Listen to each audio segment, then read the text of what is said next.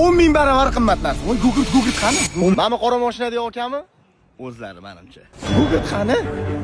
Gugurt. Men aka bilan ko'rishib turaman. Assalomu alaykum.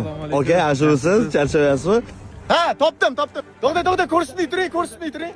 Gugurtga almashmoqchisiz va rozisiz, ha? Ha, rozimiz. Qani ko'rsating, aka. Vopa! 10.000 barobar qimmatlansa. Bu nech pul turadi o'rtacha 2,5 millionlarda, to'g'rimi? Nima? Telefon Redmi Note 14.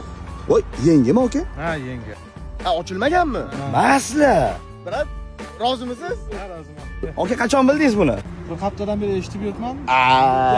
Kutgan ekanlar lekin. Endi bizni qimmatbaho gugurtimizni tantanali topshiramiz. Tabriklaymiz aka, gugurt olganimiz bilan. Qoraqalpog'iston 10.000 barobardan qimmat narsaga almashtirib yubordilar. O'shaning uchun biz quruq qo'l bilan kelamizmi? Men sovg'am bor. Nima sovg'a qilmoqchisiz? O'zimizni homiydan kuchga to'lib yurasiz, aka. Endi haqiqatan Xorazm nimaga almashtirishi mumkin? Qoraqalpog'istonda bitta shartni bajarasiz, keyin Xorazmga ketamiz. Liboy. Qilib qo'yasiz, asliga. Turaymi? Qaymoq bilan yeyishga 4 ta o'zingiz yopib berasiz, hech kim qarashmaydi.